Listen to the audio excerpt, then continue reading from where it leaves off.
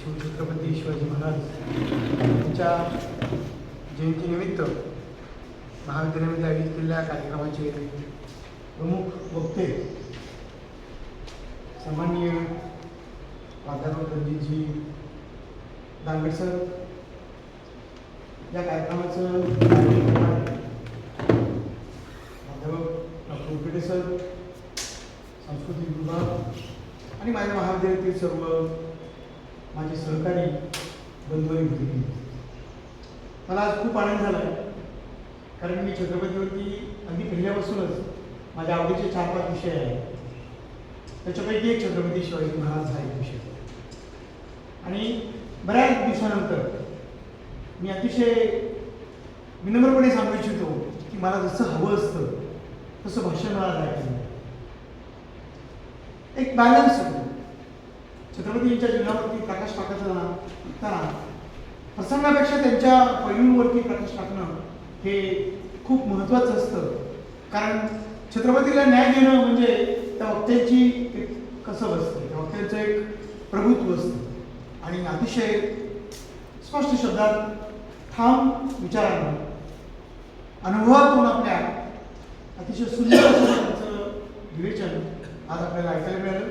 मी आपल्या सगळ्यांच्या वतीनं रणजित सरांना धन्यवाद देऊ इच्छितो. खरं तर सुरुवातीला माझ्या मनात शंका होती, साशंक होतं की काय करायचं आपण ज्या जयंती आणि पुण्यतिथी साजरा करायची जी काही आपली पाठिंबाची काही दिवसाची परंपरा आहे, फक्त हार घालायचो आणि आपण निघून जायचो. आज काय करायचं हा माझ्या प्रश्न होता. मी द्विधावस्थेत होतो, परंतु उकिरडे सरांनी त्यासाठी थोडंसं लीड घेतली. सर आपण करू, जेवढे येतील तेवढे येतील. मी सरांना बोलवतो, सर चांगलं बोलतात, मी त्यांना पहिल्यांदाच ऐकलेलं आहे. तसं त्यांना मी बोलत होतो, परंतु त्यांचं भाषण मी कधी ऐकलेलं नव्हतं. परंतु सर आपण खूप चांगलं बोलत आहे, या महाराष्ट्राचं जे काही ओझं आहे ते आपण पुढे नेण्यासाठी साथ माणूस आहात. आपण सर त्यांना आणखी कधीतरी एकदा, खरं तर माझी ती इच्छा पूर्ण झाली नाही की आमच्या विद्यार्थ्यांसमोर आपण बोलले गेले पाहिजे, कारण हा संदेश मुलांना आपण दिला गेला पाहिजे, मुलांसाठी हा आपण संदेश दिला पाहिजे. कारण छत्रपतीवरती बोलण्यासाठी तासन तास कमी पडतील, परंतु एका अँगलनं, एका विचारानं किंवा एका उद्दिष्टानं प्रेरित झालेली भाषणं फार काळ ती स्मरणात राहत नाही. परंतु सरनी आज चौफेर अशा प्रकारचं वर्णन केलेलं आहे, ठीक नाही. म्हणजे त्यांनी त्यांच्या एक छोट्या बद्दल सांगितलं की खबरदार जरा पुढे उडवी राई राई चिंध्या. त्याच्या पुढे सर आपल्याला सांगता येऊ शकतं, पुण्या गावाचे पाटील आपण कुठे चालला साहेब, शिवही ओलांडून तिसरीकडे लगाम खेचा गोडीचा राव टाकला पुण्याचे जाल पुढे उडवीन राई राई. छत्रपतींवरती जी कविता केली त्याच्यामध्ये किती सांगितलं की तुम्ही गावचे पाटील जरी असला तरी तुम्हाला ही शिव परवानगीशिवाय ओलांडता येणार नाही. आणि जर तुम्ही तसं केलं तर मी तुम्हाला कठोर शासन केल्याशिवाय राहणार नाही, तुमच्या चिंध्रा केल्याशिवाय राहणार नाही. ही शिवशाही आहे. हे छत्रपती शिवाजी महाराजांचं वर्णन नाहीये, यामध्ये शिवाजी महाराजांचा काहीही संबंध नाहीये. परंतु त्या काळामध्ये छत्रपती शिवाजी महाराजांनी जे प्रशासन उभारलं, जे राज्य उभारलं, जी न्यायव्यवस्था उभारली, त्याचं वर्णन ते आहे. आणि म्हणून माझ्या मनामध्ये सर एक नेहमी भीती असते. छत्रपती शिवाजी महाराजांची माझ्या मनामध्ये जी भीती असते ती भीती कुठली माहिती आहे का? सरांनी सांगितलं की छत्रपतीवरती कुठल्याही प्रकारचा डाग पाडलेला नाही. सर मला बिलकुल ती भीती नाही आहे. मला भीती ही आहे की या जगामध्ये अनेक महात्म्यांचं, अनेक थोर पुरुषांचं पुढे जाऊन काय झालं माहिती का की परमेश्वरामध्ये रूपांतर झालं. आणि माझ्या मनामध्ये ही भीती आहे की माझ्या छत्रपतींचं परमेश्वरात रूपांतर होऊ नये. का होऊ नये? कारण तो एक सच्चा माणूस होता, तो एक देशभक्त होता, तो एक सामान्य माणसावरती प्रेम करणारा माणूस होता. ईश्वराला देखील मोह वाटावा एवढं उत्तुंग व्यक्तिमत्व होतं. कारण अनेक ईश्वरांनी त्यांना आवडेल त्या पद्धतीने काम केलं. म्हणजे मी कोणाला नाव ठेवणार नाही, परंतु एका देवतेचं नाव घेतलं त्याला पांढरं फुलं आवडतं, एका देवतेचं नाव घेतलं त्याला पिवळं फुलं आवडतं. त्या भाकड कथा मला मान्य नाही किंवा मी त्याच्यात अडकणार नाही. मला ते चांगलं खरं वाईट काही विचारायची गरज नाही. पण एकमेव छत्रपती असे की ज्यांनी कुठल्याही धर्माचा उल्लेख केला नाही, कुठल्याही देवदेवतेचा उल्लेख केला नाहीये, परंतु सामान्य माणसाला मात्र मोठं करण्याचा प्रयत्न केला. सामान्य माणसासाठी आपलं स्वराज्य स्थापन करण्याचा प्रयत्न त्यांनी सांगितताना देखील सांगितलं की हे जनतेचं स्वराज्य आहे आणि हे निर्माण करणं हे कोणाची इच्छा आहे? हे स्त्रीची इच्छा आहे. आपण जरा जोडलं की मातोश्रीची इच्छा आहे, पण स्त्री शब्द प्रयोग कोणासाठी वापरला जातो याची जर आपण नीट कल्पना घेतली तर छत्रपतींचं हृदय किती विशाल होतं याची कल्पना आपल्याला येऊ शकते. आणि म्हणून की मी नक्की सरांच्या व्याख्यानासाठी एवढा प्रभावित झालो होतो की तुम्ही छत्रपतीच्या शिवाजी महाराजांचा इतिहास सांगून त्यांचा गौरव करून आपल्याला भागणार नाही, तर आपणही त्यांच्यातले काही अंश, त्यांच्यातले काही विचार, त्यांच्यातले काही गुण आपल्या पद्धतीने पाहिजे पाहिजे. आपण छोटे खरं तर मोठ्या संख्येने आहोत, इथे एवढे त्यापेक्षा देखील कमी मावळे त्यांच्यासोबत होते.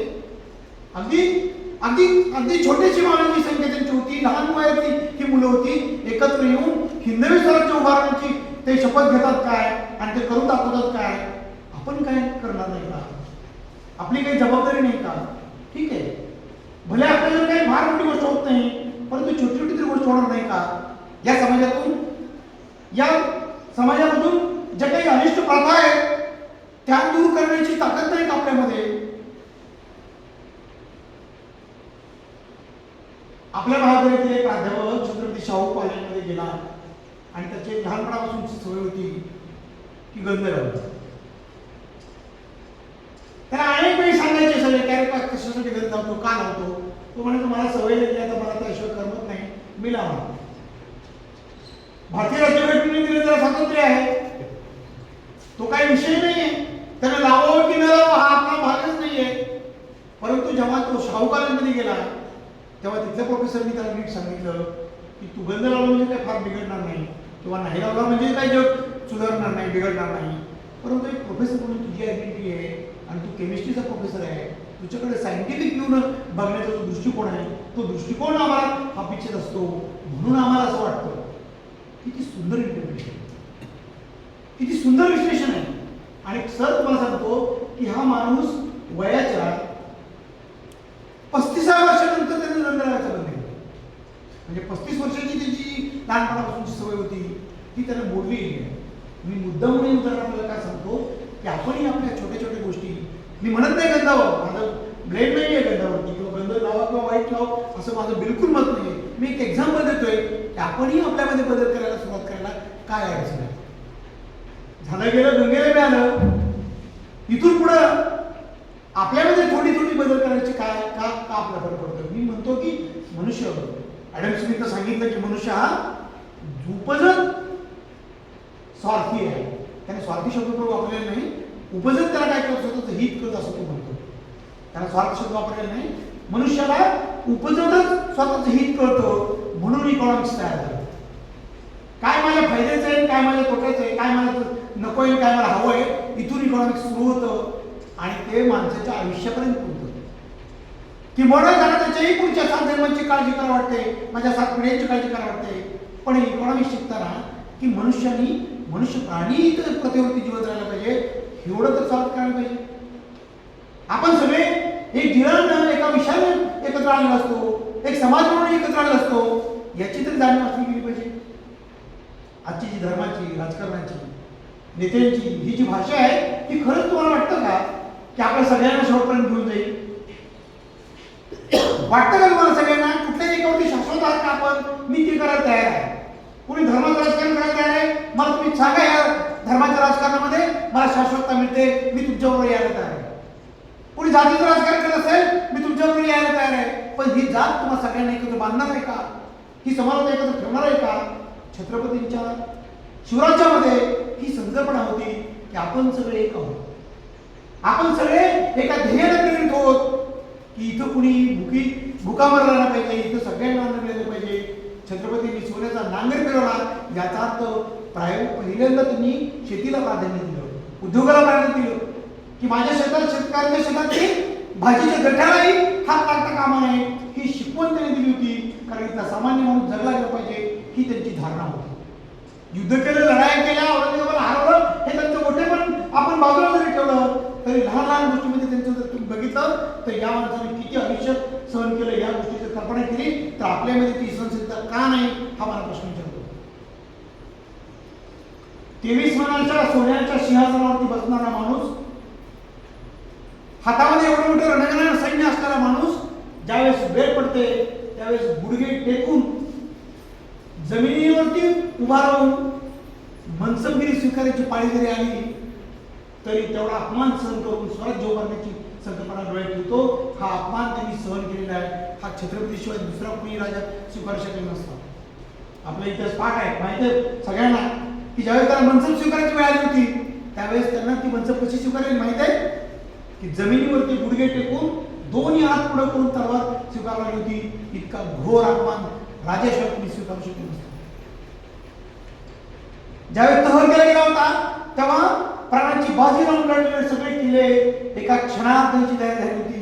याला म्हणतात छत्रपती, याला म्हणतात शिवाजी महाराज. गरज पडली तर स्वतःच्या पोटचं पोरग याला देखील वेगळ्या मार्गाला पाठवा, कारण हा उद्याच्या हिंदवी स्वराज्याचा रक्षक बनू शकेल. माझ्या जीवाचं काय होतं ते उद्या आम्ही दोघं एकत्र सापडलो होतो तरी आयडेंटिटी तयार होईल. आम्ही दोघांनाही वेगळं करा. हे आग्रह सुटका करताना छत्रपतीचे जोर किती असेल पुढचं पोरग दुसऱ्यासोबत सोडून द्यायची आणि त्याच्या संरक्षणाची जबाबदारी परमेश्वरावरती सोपवायची. ही जबाबदारी फक्त छत्रपती देऊ शकतात, बाकीच्यांना नाही. बाकीच्यांना नाही होऊ शकत. आणि त्याच्यासाठी जीवाभावाची माणसं तयार होत असताना की जोपर्यंत सरांनी सांगितल्याप्रमाणे की किल्ल्यावरती गंज पेटवून अग्नीचा इशारा येत नाही तोपर्यंत भाजपकडून स्वतःचा देह सोडला नाही. इतकी जीवाची जीव माणसं तयार करणारी माणसं आपल्याला का मिळत नाही. आज तर सगळे आपल्याकडं रात्री 12 वाजता अटॅक आला, एक माणूस सर नाही फोन करायला, मला उचलून न्यायला माणूस नाही कोणी, माझ्यासोबत एक शेजारी येत नाही, एक मित्रमैत्रीण माझ्यासाठी नाही आहे. हेच का जगणं आपलं? हीच का छत्रपतीची शिकवण आहे आपल्यासाठी? समाजामध्ये कोणी भुके असेल, आंधळा असेल, पांढरा असेल त्याची मदत करण्याची माझी काय कुवत आहे, मी काय करतो हा खऱ्या अर्थानं स्वतःला प्रश्न विचारायचा आहे. आणि म्हणून शिवजयंती साजरी करायची गरज आहे. ढोल ताशा वाजवायची गरज नाही. सर मी पाठिंब्याचे उदाहरण देत नाही, आजचं उदाहरण देतो. आंध्र प्रदेशामध्ये तुम्ही तर कर्नाटक सांगितलं, महाराष्ट्र सांगितला, ही तर छत्रपतींची राज्याची भाग आहे. आंध्र प्रदेशामध्ये युट्यूब नावाचा एक इव्हेंट होतो जो की दिल्लीमध्ये जो इव्हेंट होतो की प्रत्येक राज्याने आपला आपला प्रतिनिधित्व करायचं, आपला आपला रथ लावायचा आणि त्यांनी काय करायचं आपलं प्रेझेंटेशन करायचं आपल्या संस्कृतीचं. तसा एक इव्हेंट आंध्र प्रदेशामध्ये होतो, अकॅडमिक लेवलला होतो युनिव्हर्सिटीमध्ये आणि 15 जवळपास स्टेट तिथे भाग घेतात. प्रत्येक स्टेटला 4-5 मिनिटं दिली जातात. पण मला अभिमानाने सांगायचं आहे की छत्रपती शिवाजी महाराजांचा जो इव्हेंट साजरा केला जातो महाराष्ट्राचं वैभव त्यासाठी तब्बल 16 मिनिट या विषयावर केलेले आहेत. आंध्र प्रदेश करतो, महाराष्ट्र नाही, कर्नाटक नाही. का करतं? कारण हा जगासाठीच्या विचाराची गरज आहे, ह्युमन बिईंगसाठी या विचाराची गरज आहे. आणि त्यामुळं त्या पद्धतीचं वागणं आपल्यामध्ये थोडंसं यावं. आपण हे ड्रेस घालू का, ड्रेस कोड घालू का, मी अशी मी तशी, काय कशासाठी जगतोय आपण, का जगतोय, का करतोय आपण हे मला कळत नाही. आपल्यासारखे सुशिक्षित माणसं काय यामध्ये अडकतात मला हे उत्तर कळत नाही. तुम्हाला इतकं मोठं स्वातंत्र्य मिळालेलं आहे, आता तर छत्रपतीसारखी गरज पण नाही, मुलांपासून लपून छपून काही करायची पण गरज नाही. इतकं मोठं तुम्ही इतक्या सुखासमाधानात आहात. ज्यांनी इथं काम केलं, हिंदवी स्वराज्य मिळवलं, भारतीय स्वातंत्र्य मिळालं, राजकीय स्वातंत्र्य दिलं गेलं. तुम्ही इतके नशीबवान आहात की इंग्लंडमध्ये महिलांना वोटिंग मिळण्यासाठी किती झटवलं माहिती आहे. जगभर इतिहास आहे. महाराष्ट्रामध्ये देखील आतापर्यंत पहिली स्त्री उपमुख्यमंत्री झाली. इंग्लंडला अजून पंतप्रधान करायचं आहे, प्रेसिडेंट त्यांना अजून पहिला करायची आहे, अजून त्यांच्याकडे झाले नाही आहे. हजारो वर्षाची परंपरा आहे. इतकं मोठं समृद्ध असा आपला देश आहे, संस्कृतीने, विचारांनी, विविधतेने. इथं काय नाही, इथं कॅलिफोर्निया आहे, इथं सगळं आहे, इथं काही आहे म्हणजे इथं वाळवंट आहे, इथं समुद्र आहे, इथं डोंगर आहे, इथं बर्फ आहे. या देशात सगळं काही आहे. इतक्या वैविध्यपूर्ण परंपरेने नटलेला हा भारत देश. इतकं तुम्हाला राजकीय स्वातंत्र्य आहे, 100 ते 150 दिवस रोजगाराची हमी आहे. सर प्रोफेसर लोक रडतात, नोबेल प्रोफेशन आहे आमचं, सगळ्यात सुंदर प्रोफेशन आहे आमचं. म्हणजे बाबा पोलिसाला ड्युटी करावं लागतं, रात्रीच्याला ड्रायव्हरला डोळे फोडावे लागतात. आम्ही सगळे सुखासमाधानी आनंदी आहे, सगळं काही होतं आमच्याकडे, तरी आम्ही का रडतो, तरी आम्ही एका तासासाठी का भांडतो, तरी मला उठायलाच येत नाही. मला तुम्ही खूप छान बोललाय सर की माझ्या डोळ्यातली झोप जात नाही, माझ्या डोळ्यात आळस जात नाही, माझ्या अंगात आळस जात नाही. आम्ही जर असं करायला लागलो तर अहोरात्र कष्ट करणाऱ्या, काबाड करणाऱ्या शेतमजुरांनी काय करायचं, उन्हातानात काम करणाऱ्या माझ्या वडिलांनी काय करायचं, त्यांनी कुणाकडे खंत मांडायची.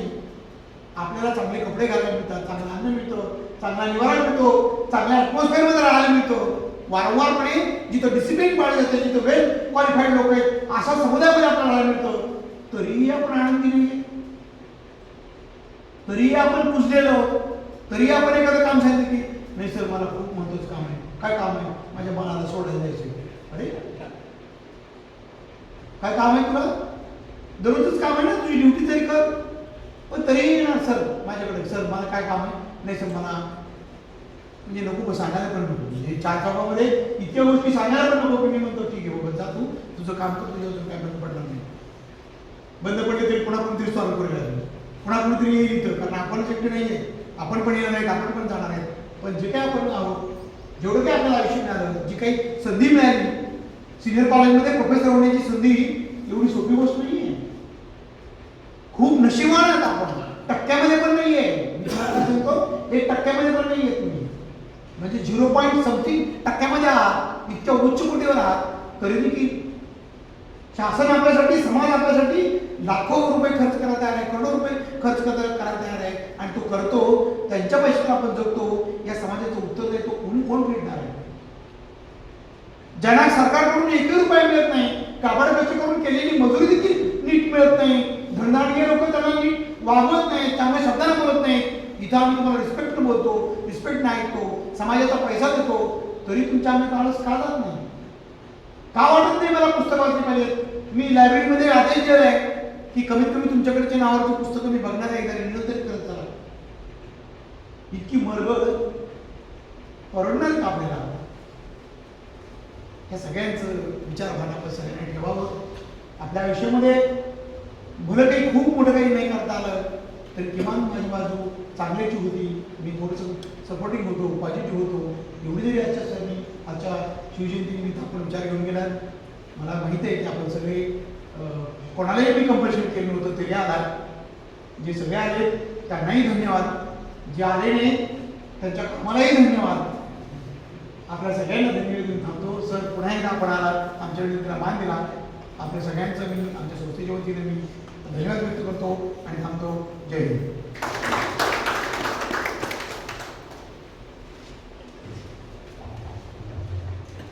धन्यवाद सर. आपण अध्यक्षीय समारोपातून खऱ्या अर्थानं